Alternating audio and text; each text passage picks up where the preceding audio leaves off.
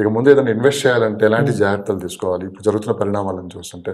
లేదు ఇంకా తక్కువగా వస్తున్నాయి, ఆఫర్లో వస్తుంది, లేకుంటే మీరన్నట్టు కొన్ని కొన్ని చిన్న చిన్న వాటికి ఆశపడి కూడా కొనే వాళ్ళు ఉంటారు. సో ఇవైనా ఇప్పటికైనా వీళ్ళలో కొంత మార్పు వస్తే ఖచ్చితంగా మధ్యతరగతి పీపుల్ అయితే ఎక్కువ నష్టపోకుండా ఉంటారు. సో మధ్యతరగతి పీపుల్ ఎలాంటి జాగ్రత్తలు తీసుకోవాలి? జాగ్రత్తలు అంటే రేవంత్ రెడ్డి గారే చెప్పాలండి దానికి ఆన్సర్. ఎందుకంటే ఆయన సీఎం కాబట్టి, ఆయనే స్టార్ట్ చేశారు కాబట్టి. ఇది టైటిల్ గ్యారంటీ యాక్ట్ కూడా రావాలి సార్ మనకి. ఒకసారి రిజిస్ట్రేషన్ ల్యాండ్ టైటిలింగ్ యాక్ట్ రావాలన్నమాట. ఇండియాలో కూడా చాలా కంట్రీస్లో ఉంది బయట. ఒకసారి మీరు కొనుక్కుంటే అది మీదే.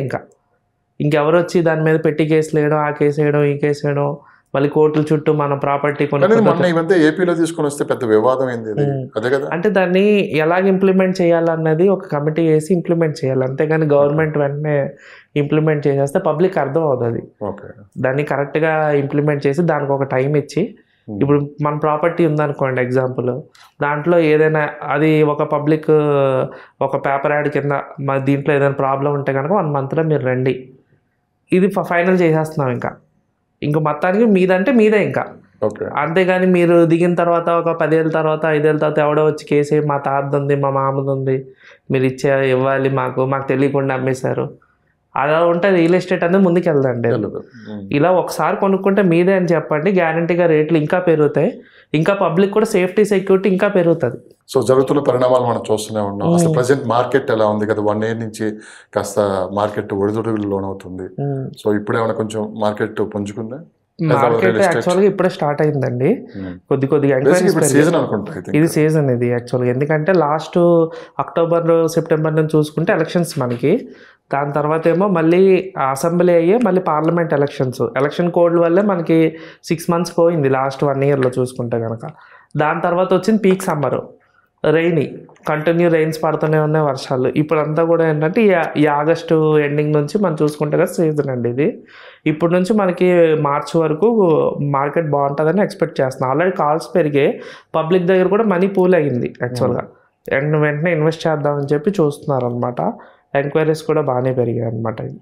గ్యారంటీగా మంచి బిజినెస్ అనేది ఈ రేంజ్ లోపు అవుతుందండి. ఎందుకంటే ఎలక్షన్స్ వల్లే మనకి కొద్దిగా ట్రాన్సాక్షన్ అనేది జరగలేదు. కొత్త ప్రభుత్వం రేవంత్ రెడ్డి గారు కూడా కొత్త ఆలోచనలతో ముందుకెళ్తున్నారు.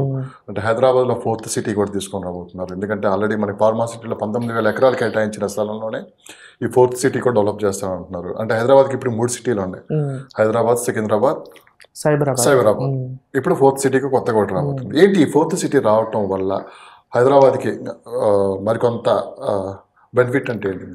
4th city రావడం వల్ల బెనిఫిట్ అండి. కాకపోతే 4th city అనేది ఒకటే హైవేకి రాకూడదు, అన్ని హైవేలకు రావాలి. ఒకే హైవేకి వస్తుందంట. అన్ని హైవేలకు వచ్చినప్పుడు ఏంటంటే పబ్లిక్ అనేది ఏంటంటే స్ప్రెడ్ అవుతారు అనమాట. కొద్దిగా బయటకు వెళ్ళడానికి ఫెసిలిటీస్ ఉంటాయి వాళ్ళకి. కాకపోతే శ్రీశైల హైవే మీద ఎక్కువ ఇవ్వడానికి కారణం ఏంటంటే అక్కడ గవర్నమెంట్ ల్యాండ్ అనేది ఆల్రెడీ ఎక్కువ ఉంది. 12,000 acres వరకు ఎక్వైర్ చేసి ఉంచారు. 19,000లో ఆల్మోస్ట్ 12,000 క్లియరెన్స్ ఉంది ఇప్పుడు దానికి. ఫస్ట్ టైంలో అంటే కోర్టు కేసులు లేకుండా కరెక్ట్గా ఉంది అనమాట గవర్నమెంట్ ల్యాండ్ ఆల్మోస్ట్.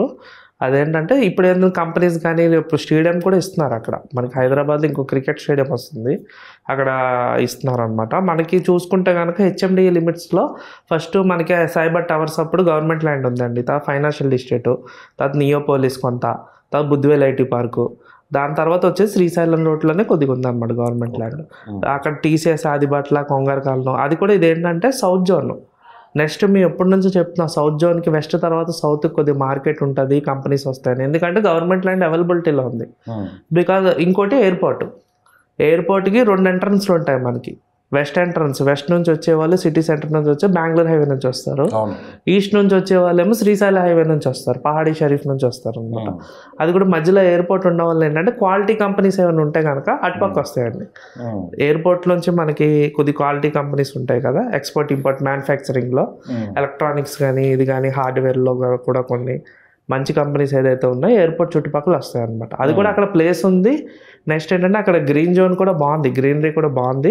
నెక్స్ట్ కొద్దిగా compare with all other highways traffic కూడా కొంచెం తక్కువ ఉంటుంది శ్రీశైలం. మిగతా ప్రాంతాలతో పోల్చుకుంటే సౌత్కే ఇప్పుడు ఈసారి ఎక్కువ డిమాండ్ ఉండే అవకాశం ఉందంటారు. ఎందుకంటే ఇక్కడ 4th city రావటం, గవర్నమెంట్ ల్యాండ్స్ ఎక్కువ ఉండటం, అంటే గవర్నమెంట్ కూడా ఎక్కువ ఫోకస్ పెట్టడం, అంటే అక్కడ ఆ సైడ్ ఇన్వెస్ట్ చేస్తే ఎలా ఉంటుందంటే మీరు ఏం చెప్తారు? ఎందుకంటే ఒకసారి ఆల్రెడీ శ్రీశైలం హైవేలో చాలామంది ఇన్వెస్ట్ చేసి ఎప్పుడైతే ఫార్మా సిటీ రద్దు అన్నారో చాలామంది మళ్ళీ వెనక్కి దగ్గర అడిగారు. అవునండి. ఒక కన్ఫ్యూజ్ వాతావరణంలోకి వెళ్ళిపోయారు. మళ్ళీ ఇప్పుడు అక్కడ ఫోర్త్ సిటీ అనే వస్తుంది, మళ్ళీ అక్కడ ఇన్వెస్ట్ చేయొచ్చా అని చెప్పి చాలా మంది అడుగుతున్నారు. అంటే సో ఎంతవరకు ఇది సేఫ్ గేమ్ ఇన్వెస్ట్ చేసే వాళ్ళకంటే? అంటే ఆల్రెడీ ఇక్కడ ఇన్వెస్ట్ చేశారు కరెక్టే, కాకపోతే వాళ్ళు చాలా తక్కువలో కొన్నారు చాలామంది. మేమే ఇచ్చాం చాలా లో ప్రైస్లో కనుక స్టార్టింగ్లో ఫార్మాసిటీ అనౌన్స్ అయిన కొత్తలో కనుక. ఇప్పుడు చూసుకుంటే మీరు అన్నట్టుగా రేట్లు పెరిగాయి కాబట్టి అప్ టు కందుకూరు వరకు మాత్రం, నేదునూరు క్రాస్ రోడ్స్ వరకు మాత్రం విల్లా ప్రాజెక్టులు స్టార్ట్ అయ్యాయి. ఇప్పుడు చూసుకుంటే కనుక ఎప్పుడైతే విల్లాస్ వచ్చాయో మీకు కన్స్ట్రక్షన్ అనేది జరుగుతుంది. అక్కడ ఓన్లీ ఈ సిటీ ఏదో ఫోర్త్ సిటీ వస్తుంది అని చెప్పి కాకుండా మామూలుగా న్యాచురల్ కూడా రేపు పొద్దున్న 5 ఏళ్ళు 10 ఏళ్ళ తర్వాత అక్కడికి వెళ్ళి ఇల్లు కట్టుకోవచ్చు. ఇల్లు కట్టుకొని అక్కడ నుంచి ఓవరాల్ పై నుంచి గచ్చిబౌలి వీళ్ళు వెళ్ళొచ్చు. నెక్స్ట్ అక్కడ కూడా కొంగరకాలం దగ్గర కూడా మీకు ఫాక్స్కాన్ కంపెనీ వస్తుంది, ఆదిబాటలు టీసీఎస్ ఉంది, ఎయిర్పోర్ట్లో కూడా ఎంప్లాయ్మెంట్ పెరుగుతుంది, ఫ్యాబ్ సిటీ ఉంది, హార్డ్వేర్ పార్క్ ఉంది.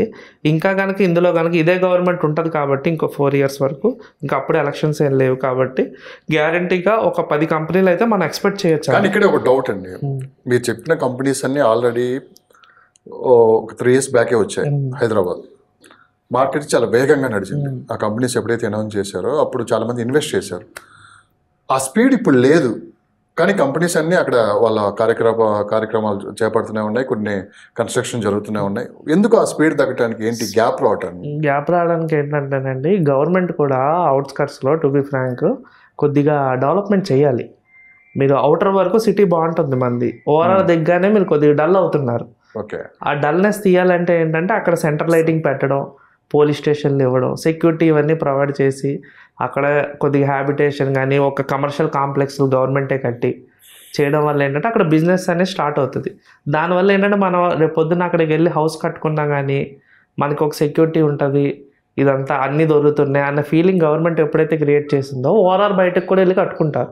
ఇప్పుడు విల్లా ప్రాజెక్టులు చూడండి, ఎంత దూరం వేసినా కొంటున్నారు, ఎంత దూరమైనా వెళ్ళి ఉంటున్నారు, ఎందుకంటే అన్నీ దొరుకుతున్నాయి దాంట్లో. ఓపెన్ కమ్యూనిటీలకు వచ్చేటప్పుడు మీకు ఏంటంటే కొద్దిగా భయపడుతున్నారు, ఎందుకంటే సెక్యూరిటీ రీజన్స్. అందరికీ సైట్లు ఉన్నాయి చాలామందికి, అప్పుడు ఎందుకు కట్టుకోవట్లేదంటే ఈ సెక్యూరిటీ రీజన్స్ వల్ల కొద్దిగా ఆలోచిస్తున్నారు అన్నమాట. గవర్నమెంట్ కూడా హౌసింగ్కి ఎంకరేజ్ చేయాలి, కొద్దిగా ఓవరాల్ బయటకు వెళ్ళినట్టుగా పబ్లిక్ని మోటివేట్ చేయాలని, మోటివేట్ చేసి అక్కడ ఫెసిలిటీస్ క్రియేట్ చేయాలి. ఫెసిలిటీస్ క్రియేట్ చేస్తే మనకి సిటీ మీద ఇంత లోడ్ పడదు.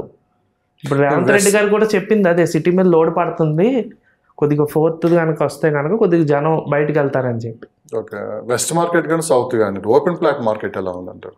ఓపెన్ ప్లాట్ రీసేల్ నడుస్తుందండి, రీసేల్ నడుస్తుంది. కొత్త లేఅవుట్లు అయితే వేయలేదండి ఈ మధ్య, చాలా మంది వేయలేదు.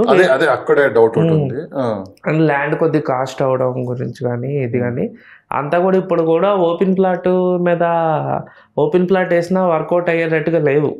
విల్లా వేసుకుంటే వర్కౌట్ అవుతుంది, విల్లాకి వెళ్ళిపోవచ్చు. ఎందుకంటే ఓవరాల్ నుంచి 20 kilometers వరకు విల్లాలకు డిమాండ్ ఉంటుంది నెక్స్ట్ 10 yearsలో.